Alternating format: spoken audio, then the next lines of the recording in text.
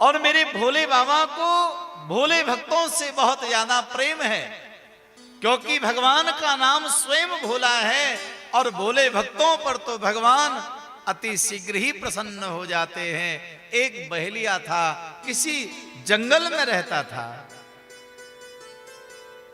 और भैया जंगल में वो बहेलिया रहता है, बहुत भावुक था। और उसी जंगल में मेरे महादेव का एक बहुत प्राचीन मंदिर था। बहेलिया ने एक बार सुन लिया था कि महादेव जी को भस्मी बहुत ज्यादा प्रिय है। चिताभस्म बाबा जी को बड़ी प्रिय है। तो बहेलिया ने विचार किया, मैं इतना कर्मकांडी तो नहीं हूं, ना मुझे इस प्रकार की कोई जानकारी है कि मेरे बाबा को कोई बहुत बढ़िया वस्तु में अर्पण कर सकूं। जंगल में रहने वाला, मांसाहारी जीव जंतुओं को मारने वाला मैं तो बड़ा पापी हूं। लेकिन उसने सोचा, और भले में कुछ ना कर सकूं, लेकिन किसी शमशान में जाकर के चिता की भस्म मैं महादेव को समर्पित कर सकता हूं। ये संकल्प ले लिया उस बहेलिया ने। एक बार प्यार से बोलो हर हर। अब तो बहेलिया का संकल्प है, जब तक भगवान महादेव जी को मैं भस्म नहीं चढ़ाऊंगा, भोजन नहीं करूंगा। संकल्प ले लिया प्यारे सज्जनों। बहेलिया रोज जाता शमशानों में, चिता की भस्म लेकर के आता और उस भस्मी को भगवान महादेव को अर्पण कर देता, और उसी को वह अपनी पूजा मान लेता कि हां मेरी पूजा हो गई, आज मैंने भस्मी महादेव जी को समर्पित कर दी है। और धीरे धीरे भैया बरसों बीत गए,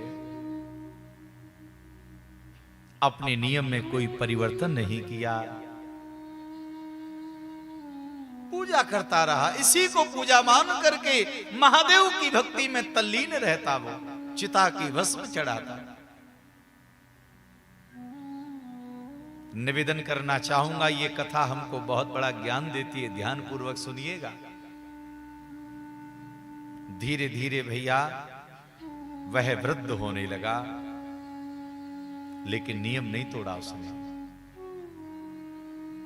बरसों बीत गए, आज मेरे महादेव ने विचार किया, ये बहेलिया रोज चिता की भस्म मुझे अर्पण करता है, आज इसकी परीक्षा लेता हूं।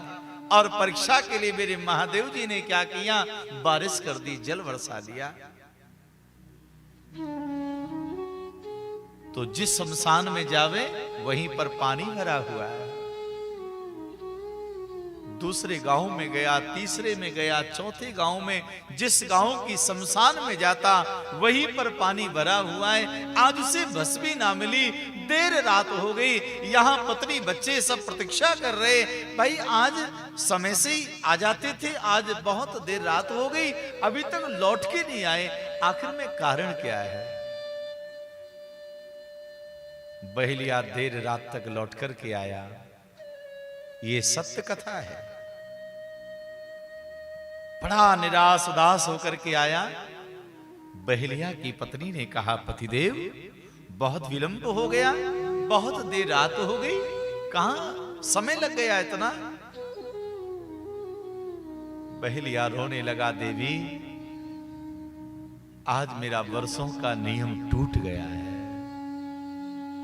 क्यों, क्या हुआ? मेरे महादेव को आज मैं चिता की भस्म चढ़ा नहीं पाया।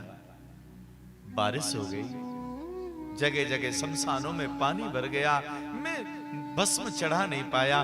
पत्नी ने कहा, तो कौन सी बड़ी बात है, आपने अपना काम किया, आपने अपना कर्तव्य पूरा किया, आप गए, अब यदि भस्म न मिली तो इसमें आपकी क्या गलती है। अब कोई बात नहीं है, भस्म कल चढ़ा देना, अब आप भोजन कर लीजिए।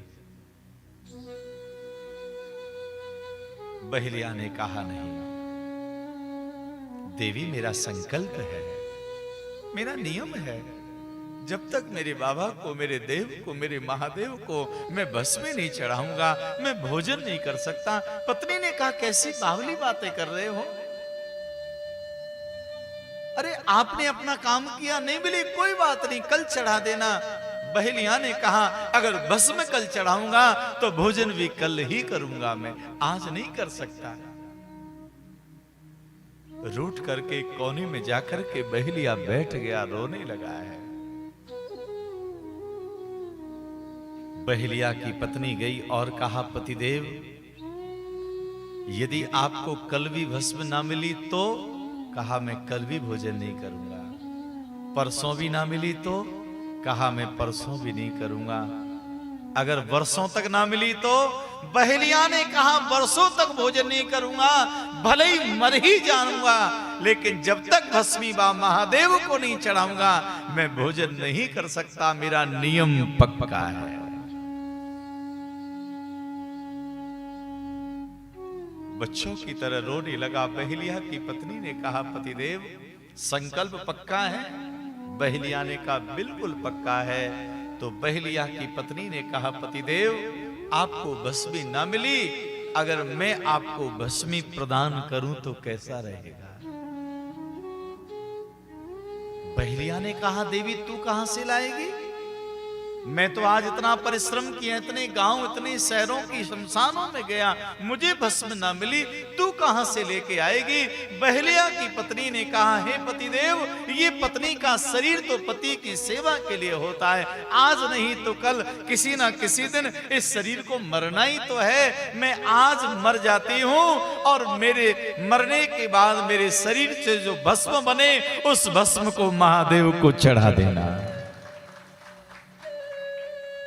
मैं इस कुटिया में प्रवेश कर जाती हूँ, घास फूस डाल के मुझे जला के भस्मी महादेव को चढ़ा देना, लेकिन एक निवेदन है पतिदेव, भोजन यहाँ पर रखा हुआ है, आप भोजन अवश्य कर लेना। पति ने कहा, वो सब बाद में करेंगे, देवी तू जल्दी अंदर प्रवेश कर। पत्नी दौड़ के कुटिया में प्रवेश किया। वो तो नाचने लगा। बहेलिया लकड़ी घास फूस डालने लगा और झोपड़ी में आग लगा दी। देखते देखते महाराज बहेलिया की पत्नी जल करके भस्म हो गई। आज बहुत प्रसन्नता पूर्वक उस भस्मी को लेकर के अपने नियम को पूरा करने के लिए बहेलिया आगे को बढ़ा और जैसे महादेव जी को भस्म चढ़ाने लगा, आप सत्वाने मेरे महादेव प्रकट हो गए और कहा, बहेलिया तू धन्य है, आज तेरी भक्ति से बड़ा प्रसन्न हो गया, तू धन्य है। बहेलिया आनंद में झूमने लगा, वाह वाह बाबा आप धन्य हैं, आज आपका मुझे दर्शन हो गया। मेरे महादेव जी कहने लगे, भैया तू वरदान मांग, आशीर्वाद मांग, तू चाहता क्या है? बहेलिया रो पड़ा, प्रभु यदि आप आशीर्वाद देना चाहते हो तो एक आशीर्वाद आप प्रदान कर दीजिए, एक आशीर्वाद दीजिए। आज जो मैं आपका दर्शन कर रहा हूं, ये दर्शन कराने का श्रेय तो मेरी पत्नी का है, उसने मुझे दर्शन कराया और मेरे व्रत को पूरा करने के लिए स्वयं जल करके समाप्त हो गई। हे महादेव जी एक कृपा कर दीजिए, मेरी पत्नी को आप जीवन दान दे दीजिए, उसे आप जीवित कर दीजिए। महादेव जी ने कहा, जरा पीछे मुड़ के देखो। बहेलिया ने जैसे ही पीछे मुड़ के देखा तो बहेलिया की पत्नी बिल्कुल पीछे ही खड़ी थी। बहेलिया ने कहा, देवी तू कहां से आई? कहा, महाराज मैं तो यही खड़ी थी। अरे देवी हमने तो जला के तुमको स्वाहा कर दिया, महादेव जी को चढ़ा दिया, अब तू कहां से प्रकट हो गई? बहेलिया की पत्नी ने कहा, हे देव जिनकी लिए आपने मुझे जलाया, आज उन्होंने पुनः आपकी सेवा के लिए मुझे जीवन दान दे दिया है, धन्य है प्रभु।